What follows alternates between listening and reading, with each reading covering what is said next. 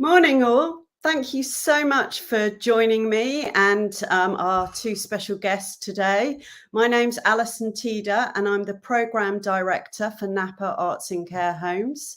Welcome to everyone watching us live and to everyone watching back on the recording. Today, we're going to be talking about creativity, arts and dementia. And we've got two very special guests, Gail Gregory and Keith Oliver, who will both talk about their experiences of art, creativity and dementia. And at the end, we'll have a chance to answer any questions. So please do put your questions in the chat. So I am absolutely delighted to welcome our friend Gail Gregory to talk to you about her experiences of art and dementia and creativity. Morning, Gail. Good morning, and good morning, everybody. I think we'll start the talk today with a beautiful sunrise photo, one which I've taken previously because I love to do photography at the moment. Yes, welcome everybody to Creativity, Arts and Dementia. I'm so excited to speak this morning about arts and creativity and nature for me as well, as they are all a big part of my life. Firstly, I'll start with just a little bit about myself. I was diagnosed with early onset Alzheimer's in 2019 at the age of 54. When I received my diagnosis of dementia, I didn't suddenly change. My crafts didn't immediately stop just because I had a diagnosis. If anything, it gave me the ability to try more. I'd previously owned my own business. I embroidered teddy bears. I was the founder of Bears for You, teddy bears for all occasions. But unfortunately, due to my dementia, I had to let my business go, as it was becoming increasingly difficult as a sole trader to run my business. But just because I gave up my business didn't mean I couldn't carry on crafting. Oh no, I concentrated on the crafts that I could do. And dementia has given me an opportunity to try out many new things that I've never tried before. Because I was no longer working, I had lots of time. The other thing was when I gave up work, I lost all sense of purpose and who I was. It was like I'd lost my identity. I became lost. What was I going to do all day? And that's when I started to engross myself in crafts. This filled my day and brought a sense of purpose back. Dementia also changed my whole outlook on life.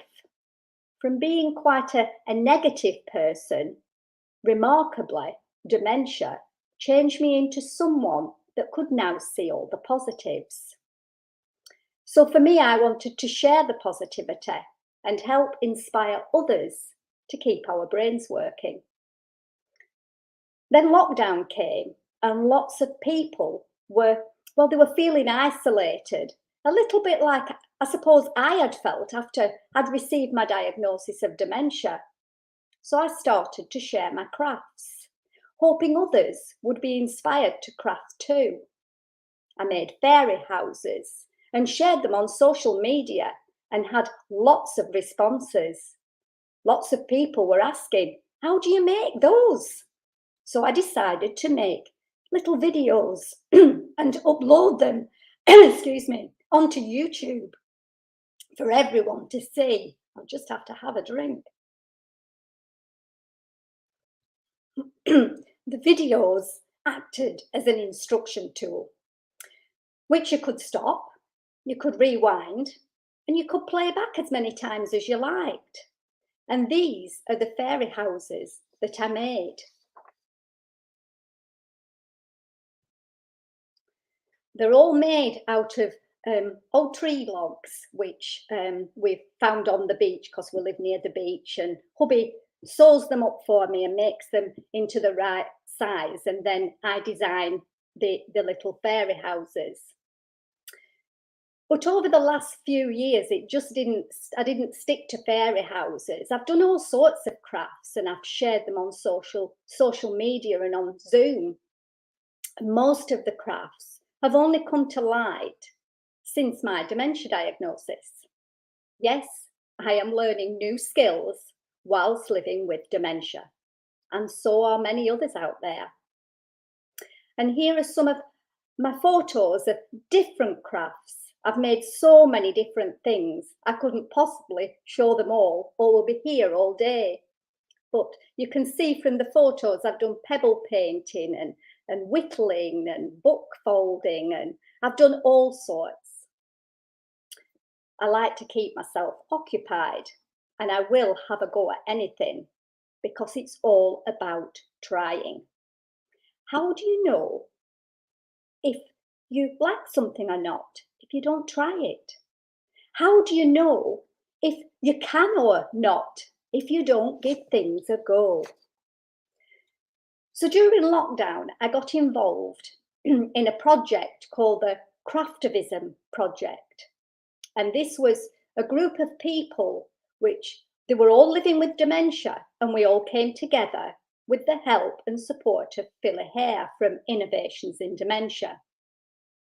And we created a little crafty group, sharing all our crafty skills. So we called ourselves the Dementia Craftivists.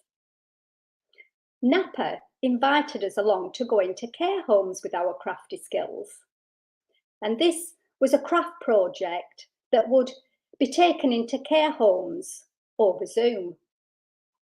No one knew if this would work, but it did. And the results were amazing. Me and a lady called Frances, we went into one care home via Zoom, and together we created a little book of me. It's a very simple book to make, and all you need is an A4 piece of paper, some coloured pencils and a pen. And there is a link how to make the book on YouTube, which I'm sure that will be shared today. I was the crafty one. I worked out how to make the book, and Frances was a brilliant speaker. And it was like reminiscing through crafts, drawing and colouring. The people in the care home were making their own little books with the help of the care staff. But conversations were flowing. There were lots of laughter. There was no stopping these wonderful stories being told, which involved everyone on and off screen.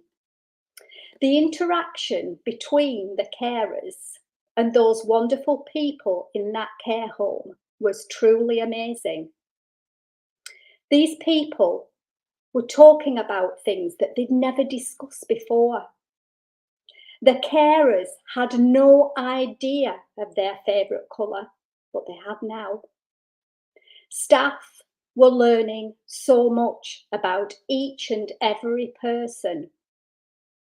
What a fantastic way to communicate, by giving the person in that care home the control over their own little book. They were coming alive. They were opening up. They were telling us things that they'd never even spoken about before. They were so happy and so relaxed. They smiled the biggest beaming smiles. It was quite touching, and it was quite overwhelming to watch.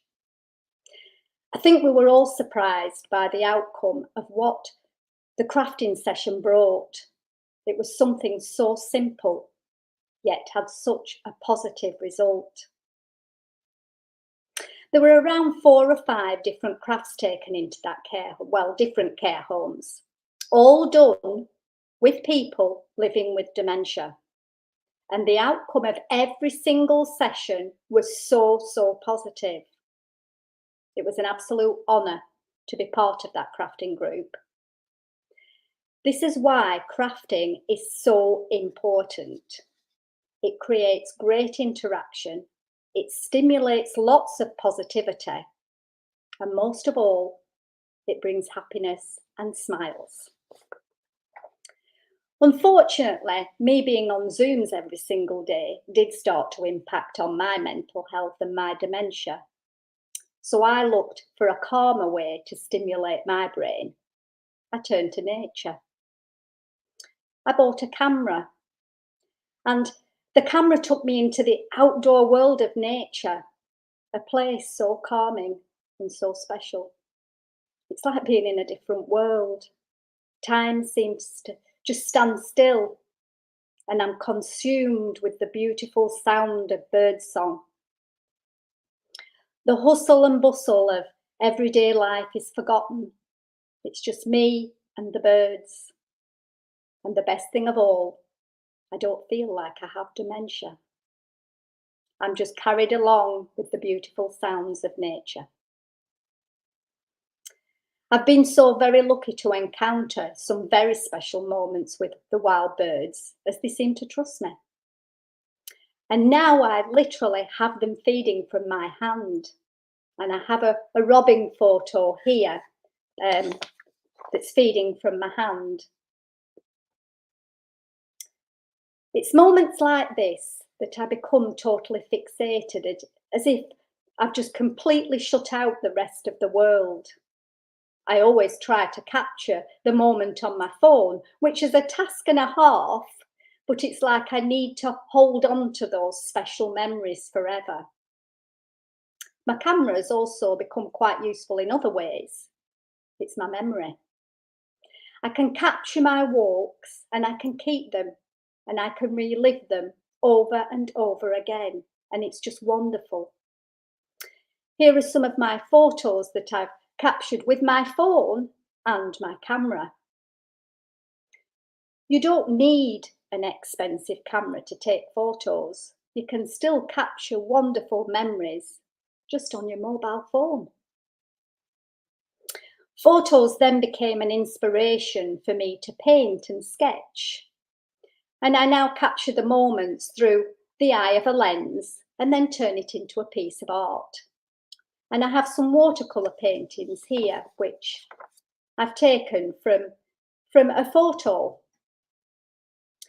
So now painting and sketching has been a new venture. I've never sketched or painted anything until about 3 years ago, when I was invited to join a Zoom meeting. I was a little reluctant to join because art, when I was at school, well, my teacher said that I was useless. But the art sessions was held by the lady called Frances, who also had a diagnosis of dementia. And she gave us tips and helped us out to learn to paint. And I was amazed how quickly I caught on to the watercolour painting, and I loved it. I've now found another way to relax, and I was producing drawings and paintings. I'm no Van Gogh, but I do enjoy the odd sketch. I could get immersed in the painting or the sketching and just lose myself, and time just passes. And before you know it, a morning's passed or an afternoon is gone. And dementia, well, that's just disappeared because I'm concentrating on a piece of artwork, not what dementia's throwing at me. Art became a way of bringing out my creative side, and I didn't even know it existed because I started to express myself through art on how dementia was making me feel. And here are some of my expressive sketches. As you can see from the photos here, I've got a face there which I'm quite relaxed, but yet there's a lot of anger because I'm having a bad day. There's the hand coming through the fog, and then again there's the lady there with the mask, because I often hide behind a mask. And sometimes I feel like I'm in prison with dementia. And these are just some of the sketches and how dementia makes me feel on a bad day. The interesting thing is that most of my crafts have started after the diagnosis of Alzheimer's. Another art which I tried was poetry, and I found another way of expressing how I was feeling through words. And this was another group that I joined, and it was called the Time and Place Poetry Group with my good friend Keith, who's here today. And it was another successful project. And it was all people living with dementia coming together to write their own poems. A little book was published in 2020 called The Time and Place Collected Poetry Book. And this was all with the support of Keith, Jess, Liz, and the Deep. So many people living with dementia have found the love of arts and crafts. I wish people would just look at all the positives that there are for a person living with dementia, and there's lots and lots of positives. We need to highlight the things that people can do, because people living with dementia can still learn new things. No one needs reminding of what we can't do. Turn it around and make it positive. During the many lockdown months, there were so many people living with dementia learning new crafts. Lots of people living with dementia have proved that we still can learn. We might not be as quick to learn, but does that matter? The process might have to be repeated over and over again, possibly quite a few times, but does that matter? Videos and recordings coming very useful, and you can watch, you can pause them and rewind as many times as you like. Don't raise your voice or take over, because we won't learn. Involve us, be patient, and we will learn. Crafting shared with others brings people together. Watch the interaction. Watch people come alive, because it's absolutely amazing. To create and craft can be so beneficial for our well-being. It reduces stress, alleviates the symptoms of anxiety and depression, helps with the feeling of loneliness, keeps the brain active, and the feeling of achievement when you have made something is a real feel-good factor. Please give people living with dementia the opportunity to be creative. It is so beneficial and it's lots of fun. Thank you for listening to me today, and I will now hand you over to my very good friend, Keith. Thank you. Thank you so much, Gail. That was wonderful what you said then. And thank you for being with us this morning in the audience and for watching this recording afterwards. It's great to be here with you today and to share this workshop with my dear friend, Gail. If we could have the first slide, please. My interest in creativity and the arts is deep-rooted and goes back to childhood, living on a council estate in Nottingham, where I was lucky to go to a forward-looking, progressive primary school, where my love of creativity was nurtured. And it grew, but was somewhat locked by a very regressive secondary school. This was followed by my professional life as a teacher and as a head teacher, which I'll talk more about as the next 20 minutes unfolds. A career which was to come to an end in April 2011 due to a diagnosis of Alzheimer's disease being confirmed 4 months earlier. I was 55 years old, and I knew some doors would close in my life, but I hoped others would open. To begin with, the opening slide was painted by me just 1 month after I painted my first watercolour, and is of a willow I look at, admire, and now since starting painting view differently from my lounge window here in the historic city of Canterbury, where I have lived for the past 42 years.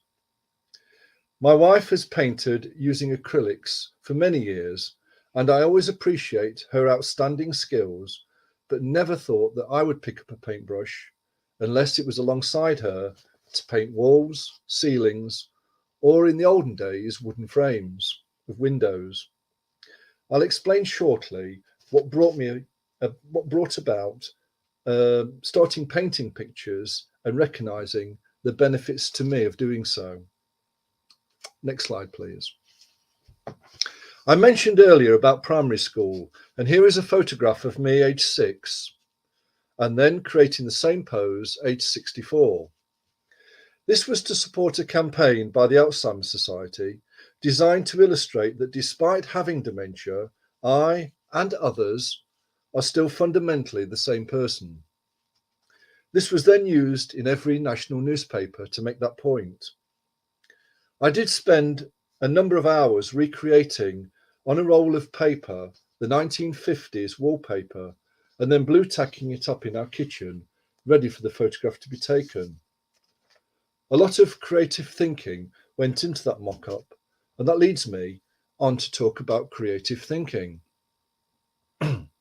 I should say also now at this point that my mother had dementia and lived in firstly a residential home, and then as her health deteriorated, she moved next door into the nursing home.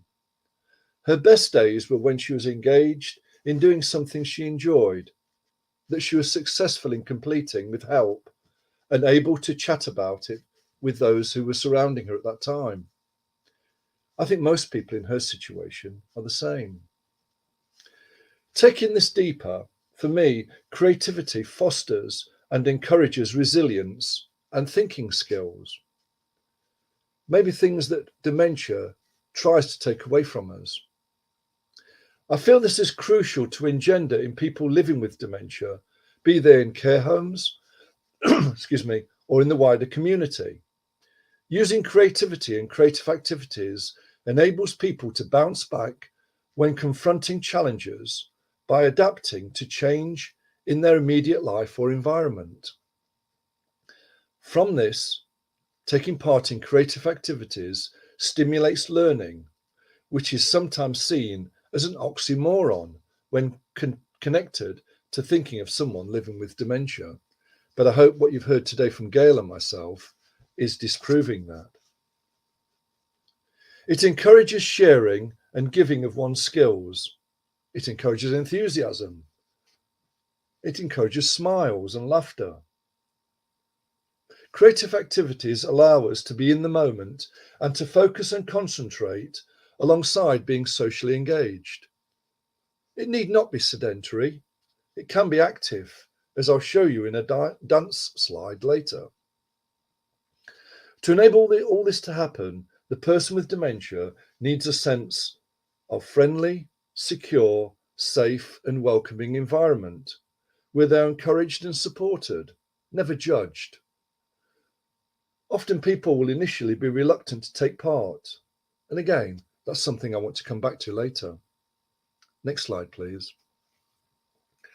In April 2021, I was so lucky to join a deep art group, brilliantly led and taught by my friend Francis Isaacs, who, like Gail, I first got to know through the Creative Writing Poetry Project during the first and worst lockdown in 2020. This project, as Gail mentioned earlier, was called Time and Place. Here's the book that Gail referred to earlier, and it's available on Amazon for the bargain price of £5. I'm going to read to you now one of the poems that I wrote in the book, and it's a haiku, which means it had a limited number of syllables, 5 in the first line, 7 in the second, and 5 in the third and final line. It's called Friendship Matters. Friends pass through our lives, filling our hearts with their love, stays with us forever. I'm now going to illustrate further some of the points I've made with some slides of paintings that I've tried to complete in the past 15 months or so, since first opening my box of watercolours. This slide shows a link between two aspects of creativity which mean a lot to me, and both of which I never did between primary school and having dementia. I did the painting first, that you can see on the slide, and then I wanted to express myself with a poem to sit alongside it. Being an ex-teacher, narrative and storytelling has always been important to me. In many ways, care home residents will seek ways of telling their story to staff or anyone willing to listen. Now I'm going to read the poem called Desert Travellers, and within it there are lots of metaphors which I hope conjure up thoughts around living with dementia. Ghostly images plod shadow-like, umbilically tethered across the shifting sands. Ancient monoliths proudly pointing skywards, background for their well-trodden paths. Fiery sky, fixed red and orange, by sand stirred by yesterday's winds. Mirroring the sand below, waiting to be blown into obstacles and dunes ahead.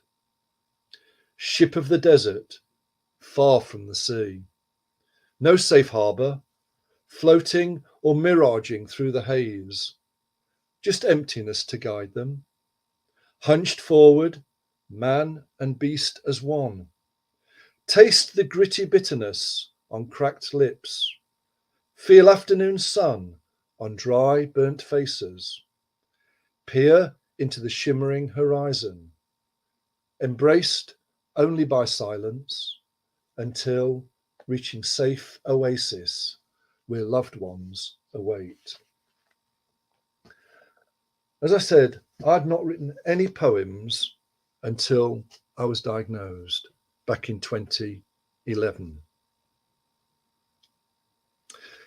One could argue that the worst non-creative care homes would be, for me, a metaphorical desert. Inert, dead, boring and barren. Let's ensure that this is not the case for any care homes, and I'm sure it isn't for yours where you work, because you're with us today. Next slide, please.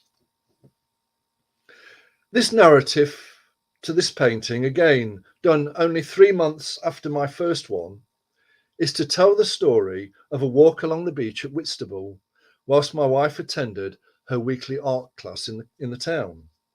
They say that every picture tells a story. Well, this is a story in 6 miniatures, which will make up a bigger story. To the side are these lilies from my garden, and they were painted last summer. They're just starting to flower now as I speak. I love our garden, spend a lot of time working in it, and also spend an increasing amount of time sitting in it and enjoying the colour, the shapes, the stories, and the sounds that the garden evokes. One of my big fears of moving into care is that I'd have to give up the garden and be confined to the indoors within the home. I've done a lot of work with the garden-focused charity Thrive and with the University of Worcester, both of whom worked hard to encourage care homes to make better use of their outside spaces and seek ways of supporting residents to use the gardens that the homes have. Beyond our garden in Canterbury is a nature reserve and a river running alongside the weeping willow you saw in slide 1, all of which my wife and I love to look at, and I enjoy walking alongside. Sometimes I photograph my walks and use techniques taught to me during 2 photographic courses called Every Picture Tells a Story and Picture This, which were for people with dementia, and which were immensely successful. Most of the people with dementia used a tablet or a mobile phone. Some used a proper camera. Indeed, 2 members of the group even bought a new camera inspired by the course and then learnt how to use it within the weeks that the course held. On one occasion, the course tutor gave us 8 words or phrases and set us off on a photo walk. The words were looking up, man-made, reflections, looking down, patterns, something blue, shadows, and love. This could easily be done in a care home, both inside or outside. I've done it in my own home and in my garden, and you could use the grounds. Next slide, please. Most people with dementia will have at one time had a family pet. And whilst Joshua, our cat in the painting, passed away some years ago, he is not forgotten, and he inspired this painting and a kenning poem I wrote a few years ago. Now, a kenning poem is a special kind of poem that only has 2 words on a line. And it has, I think, 7 lines, 8 lines, sorry. And each line needs to rhyme. So 2 words on a line, 8 lines, each line has to rhyme, called a kenning poem. And our cat, Joshua. People scratcher, skilled hunter, gift bringer, occasional wanderer, permanent dweller, relaxed purrer, plate licker, rule setter. Now, any of you who have got cats or have had cats might relate to the story of Joshua through that 8-line poem. He was a real rogue, but delightful and loving. And there we have him painted about a year ago, some years after he passed away. If in a care home, I'd be very pleased to talk about Joshua and be happy for the home to have friendly, placid, live pets around. I'm rather less keen on replica pets, having seen them in action in homes when my mother experienced this. A bit like pets, people with dementia in the early and moderate stages, with support, can continue to enjoy travelling to interesting places in order to seek stimulation, enjoyment and learning. On the day I was first diagnosed, I was told not to take a holiday to Australia. We disregarded that advice because we had been before a number of times, in fact lived there for a year. And after that advice, on the day I was diagnosed, we subsequently went back 9 more times. So many people would have taken that neurologist's advice and cancelled the holiday and never gone again. It was COVID that stopped us going, not the neurologist. As the condition progresses, inevitably, this does get harder. And people then tend to travel in their minds, possibly to real places visited during their lives. I do that. For me, this does happen with regards to Australia, where initially we lived for a year back in 1989. I taught there on a job swap, an amazing experience, which, as I said, was followed by a number of other trips, in fact, 18 over the years. My experiences of Australia and this painting could be a positive source of conversation and connection to my past. Alongside this, currently, I'm part of a project for people with dementia linked to the Canterbury Festival of Arts. And the project is called Open Book, where 9 of us with dementia are creating a creative scrapbook on the theme of refuge. Next slide, please. With my recent love of doing art and poetry, this enables me to see more clearly the world in which I live and to make better sense of it. It has certainly changed the way I look at things now through a creative lens. It also gives me a big sense of challenge and, as I said earlier, an opportunity to tell a story. In the case of the former, every picture I attempt has to provide something different for me. This could be the medium I'm using, as I do not restrict myself to my comfort zone, which is watercolour. I've tried pastels, oils, acrylics, pencil, watercolour pencils and charcoal. And in the case of this painting, it was done on black paper, which again presented different opportunities and challenges. Whether doing something creatively at home or as my dementia progresses in a care home, this is something I'd very much wish to continue rather than doing same old, same old. Next slide, please. I spoke earlier about having a go at things and not doing things just passively and sedentary, but actually physically doing things which are creative. There's a story behind this photograph, and the title there is Coping Strategies.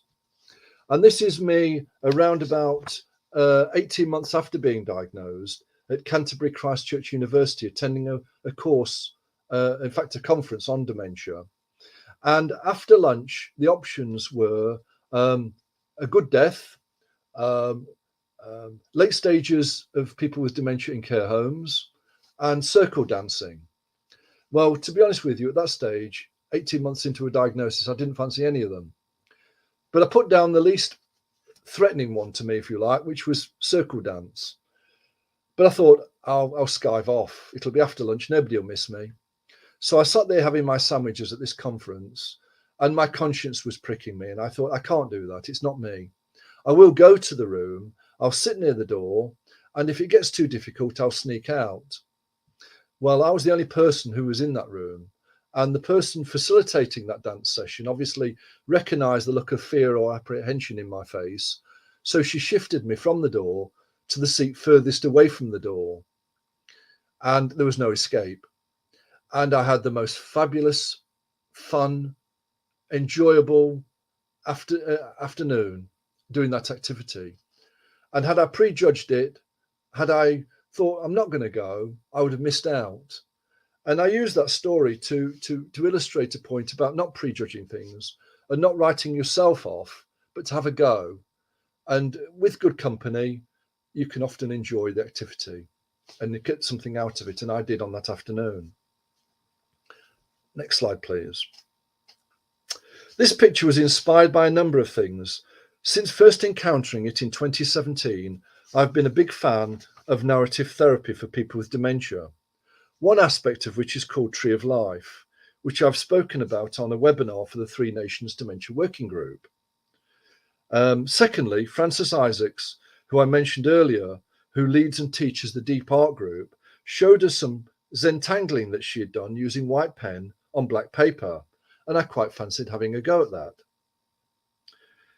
The tree is a strong image and depicts much of my life story in a picture. The ticks relate to my positivity and being a teacher. The open books are both how I see myself and my lifelong love of reading, though now I do struggle to remember what I read. My favourite football team is shown, as indeed is my love of gardening and our cat, both of which I spoke about earlier. Music has always been a part of my life, and the notes and the guitars on the tree represent this, though since being diagnosed, I have not played my guitar, but still enjoy listening to my favourite artists, many of whom are up to date, such as Mumford & Son and Adele, alongside favourites from the past 50 or 60 years, but please, not the 40s, possibly not the 50s as well. The sun is a good day, the mist and cloud less good days. The crescents are meant to be boomerangs as a tribute to our time in Australia. And I've always been a peacemaker, both in my childhood and in my professional life, and the dove at the centre shows this. Something like this could work very well with a care home resident being helped to construct a tree of this sort. Next slide, please. These are two book covers which I was lucky enough to provide the front covers within a series of 9 books on dementia being published by Open University Press. And I'm co-editor of the series with my dear friend, Professor Dawn Brooker from Worcester University. The book on psychotherapy shows stones I collected from Whitstable Beach near my home. And when I painted it, each stone is a flint, but each stone is unique and different, with a unique story it would tell us, given the opportunity. A bit like a person with dementia is unique, with a different story waiting to be told. The book on education and training may be of particular interest to you all, and the story of this cover is very different. Much as though I love Canterbury and East Kent, where I've lived for the past 42 years, I do sometimes miss the mountains and hills of my youth. The Peak District was part of my playground as a child, and even more so as a student for 4 years at the University of Sheffield, and then as a young teacher in Cheshire. When the Ukraine war began, I wanted to create something creative as a tribute to this brave nation, and didn't want it to depict the violence or war that we were witnessing on our TVs. This painting was the result of my thinking, using just blue and yellow as a very limited palette. I posted my mountain painting on Facebook, something I occasionally do with poems and writing and paintings for friends to share. One who is the author of this new book really loved the painting and asked the publisher, without my initial knowledge, if it could be used for the cover of the book. They then contacted me, and I was both amazed and touched by this, and grateful they didn't ask me first, as my response would have been that it wasn't good enough. Their faith in the picture led me to say yes. Finally, something creative to close with. Earlier, I read a poem I wrote from the Time and Place book. Now, this one appears in another book I've written called Dear Alzheimer's, and it closes my book, Dear Alzheimer's, and closes my talk today. It's called Give Me I Will, and I hope this will strike a chord with you all, and there'll be something within this poem you can take away with you today. Give me myself, and I will be me. Give me an ear, and I will speak. Give me patience, and I will relax. Give me music, and my heart will dance. Give me joy, and I will laugh. Give me a way, and I will follow. Give me a baton, and I will share. Give me inspiration, and I will excel. Give me teaching, and I will learn. Give me truth, and I'll consider. Give me compassion, and I will care. Give me identity, and I will shine. Give me attachment, and I will engage. Give me occupation, and I will be focused. Give me inclusion, and I will belong. Give me comfort, and I'll feel warmth. Give me love, and I'll thrive. I've enjoyed the creativity of crafting this talk for you over the last few days, and I hope you've enjoyed sharing it with me and with Gail with her wonderful talk earlier. Thank you so much.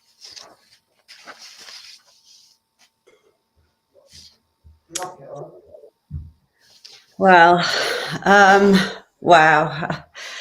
I hope you've all enjoyed that. I mean, I've been absolutely spellbound listening to those two wonderful talks. You, Keith and Gail, both such expert speakers, such, from personal experience, lived experience, but so many amazing insights about arts and creativity and dementia. And I think for me, managing the programme Arts in Care Homes, so much useful stuff there. I mean, I try and explain why we're doing arts in care homes. Well, I couldn't say it better than Gail and Keith have said it. So thank you. You've done my job for me. So I'm incredibly grateful to you. Some lovely tips there as well. Thank you both so much for your wonderful talks. Now, I'm wondering if we had any questions or comments came up. We've got one on the screen, which I will read out from Akram. There's a lot of nature-related stuff in both your artwork. So a question for both of you. Do you think having access to nature is important for your creativity? Keith's nodding, so I'll go to Keith first. Do you think having access to nature is important for your creativity? For me personally, yes. And I would argue for most people, yes, but not for everybody. And that's the thing as well. You would need to determine what really fires that person up, what really interests them, captures their interest. And if nature is one of those things, then it should be encouraged without any question. And I do visit care homes from time to time still, despite the fact that my mother passed away some years ago, in the volunteering work I do. And sometimes care homes do encourage and help and support their residents to spend time in the outdoor space. It doesn't have to be, going for a hike. It literally can be using that outdoor space rather than just leaving it as green grass, as a lawn. We're talking at the moment, aren't we, about rewilding and making, sort of road verges and agriculture more environmentally friendly. Well, care homes have a part to play in that as well, I would argue. Absolutely. Absolutely. Gail, would you like to add anything to that about nature and creativity? Yeah, for me, nature is very important. I found nature through my dementia, and I find it very, very calming. If I'm having a bad day, if I just go and sit in a park, just listening to the birds and watching them flitting from the trees, it's just, you lose yourself in nature, and it takes all that horrible fuzzy head, it doesn't take it away, but it distracts you from feeling bad, and it just lifts you, it really does. And obviously you're getting fresh air, which has got to be good for you.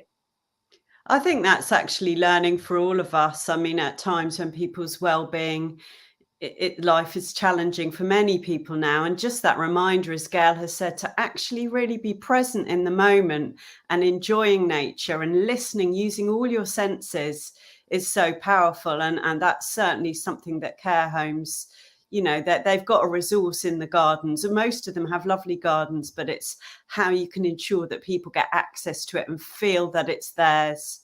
Absolutely. Alison, just to add one more thing on that, I mean, I think the lockdowns that we had really illustrated the importance of our environment as well, spending time in our local environment, if we're fortunate enough to have a local environment which we can enjoy. But then, you know, the BBC latched onto this with the autumn watch and the spring watch, which I enjoy watching as well. And you know, things like that can be put on in a care home. You can record them and put them on. I think that's another way of doing it as well, bringing nature indoors as well. And the bit I like best on those programs is the mindfulness moments, you know, where you literally sit silently and just watch and listen to what you can see from nature providing, because it's wonderful. You know, we live in a busy, noisy environment often, and just to hear what nature provides is so uplifting. I think so. And again, really good tips that could be used, that bringing nature in, I think, is lovely. Have we got any more questions? Oh, we've got another one from Matt, who's saying to you both, I mean, you've both done an amazing array of art, different types of art. Could you both say, I'd love to hear what your favourites are. It's a bit hard to say your favourite art form sometimes, but Gail, do you have a favourite out of all the wonderful stuff you've been doing?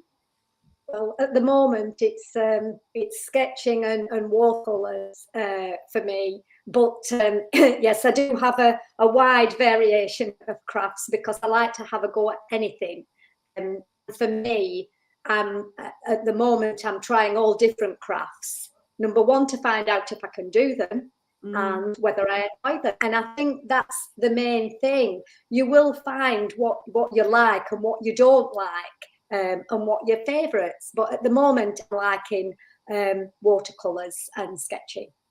I love your both. I mean, the beautiful nature watercolors. I can't believe you've only taken it up so recently, and also your expressive pencil sketches are so powerful. So the art sort of conveys different kind of messages as well. I like that. Some's very expressive and deals with more difficult or challenging or close to the heart things, and then others are beautiful and capture something. Keith. Yeah, Sorry. I find that the artwork, the expressive ones, if I'm having a really bad time of it with my dementia, I find that sort of, it's like I'm offloading onto a piece of paper. I'm getting it out, and it does make me feel better. And to calm myself down, if I'm having a bit of a stressful day, I've got anxiety, I turn to the watercolours. And again, you lose yourself in what you're doing, and it just takes everything away, because you're concentrating on what you're actually painting. It's just brilliant. So interesting. Different mediums for different feelings and times. Brilliantly put. Keith, which do you have a favourite art form? And again, so inspired by you giving dancing a go after not wanting to do it. And it's not a favourite. It's not a favourite, I have to say, but it did its job. It did its job, you know. But no, my favourites are dealing with colour really and storytelling. I'm nowhere near. I'm in awe of Gail's art ability by way of drawing. You know, she's an amazing illustrator and drawer. You know, fabulous. It's a gift, no question. It's a gift that she then practices and exercises and improves. I much prefer dealing with colour. So I'm not very good at drawing actually, but I'm better using colour. And then I'll try and express myself in words, in writing, because I do find sometimes expressing myself verbally more difficult. Like using a script today was essential. Whereas as a teacher and as a head teacher, I would never have scripted anything. That's a consequence of the Alzheimer's. But all the time I can develop these strategies to help me be creative, then I want to do that, and I will do that. So I think it's use of colour and use of written language, really. And I think that's important, that we're all so different, and we have things that we're drawn to, and that we particularly may have talent in, or that's our path to do. But so to give people a wide offer, to try and present it in a very safe, friendly, fun space, and just to give it a go, but to also understand that for some people, you know, they'll be drawn to working with words. To others, it could be about movement and dance. To others, colour, and we're all different. So to have a really comprehensive arts offer, and involve artists and arts organisations as well with the specialism, can make a care home into an amazingly vibrant place. And I think to allow people who have enjoyed the arts before coming in to develop their work and also share their skills and talents within care settings, I think I've seen it happen, and that's really wonderful as well. But also Any other? the social aspect of no, just going to say the social aspect of it is so important as well. The sharing of what one's trying to create, and seeking to provide enjoyment for oneself, and then in turn for other people, thinking, well, they're enjoying looking at what I've done, or they're enjoying listening to what I've written, or they're enjoying handling what I've made. I think that really is immensely rewarding as well. I really agree with you about that, actually. I've always been scared about showing my art, thinking it's not good enough. But actually, I think a message that I've got from both of you is actually art is a way of connecting, isn't it? Yeah, and inspiring others. It's inspiring others to just have a go. Yeah, don't be judgmental. You pick up from other people's things. Seeing your artwork, I mean, I'm definitely going to get back into doing watercolor again, Gail. I did a bit, but and yes, very wonderful. Any more? Have we got any more? Oh, we have got another one. Gosh, thanks, Keith, from Maria. I've learned how to write a kenning poem. I thought that was a great tip, Keith. I thought that is a really lovely way. I love poetry. I've done work myself and in care homes, but a kenning poem was new to me. I think I'd love every care home, give it a go. We can watch back. I might send some more information about that. Can you remind us a kenning poem, Keith? Yeah, it's got 8 lines, 2 words on a line, and each line rhymes. That's basically it, really. But it's so powerful. The other thing to say is that Gail and I will know this so well. The Time and Place book, can't recommend it highly enough to people, because for a £5 it's an absolute bargain. And within that, you're not only being inspired by the fact that about 12 people with dementia have written fabulous poems, but every genre of poem that you can think of is included in the book. They're all different. There's the book again. And you know, there's so many different kinds of poetry that as a teacher I'd never come across, that Gail and I were introduced to and mastered and published. You know, now that's going some, really. An example being, there's a thing called daisy chain poems, where each line of the poem, the last word on the line of the poem starts the next line. So if you imagine writing a line of a poem, whatever line you want to say, line 2 will begin with the last word on line 1, and line 3 will begin with the last word on line 2. Really clever and great fun to do. These are great tips. Napa will share them afterwards. They're great tips. We've got another comment from Natalie Ravenscroft saying, I love your posts on Twitter. I've got a feeling this is for Gail. I know Gail posts on Twitter. The Raven was beautiful the other day. And yes, please look out for Gail's posts on Twitter, because you share your lovely artwork and it's really fantastic. Do you enjoy using Twitter, Gail? I do, but it's a little confusing at times. So people must, I sometimes I can't find what I'm replying to. So Yeah. I'm not being ignorant. I just can't find it that day. No. It's tricky sometimes, those threads. There's a lot of talk about Twitter at the moment, isn't there? But we've got another lovely comment from Michael Butler. So beautifully said.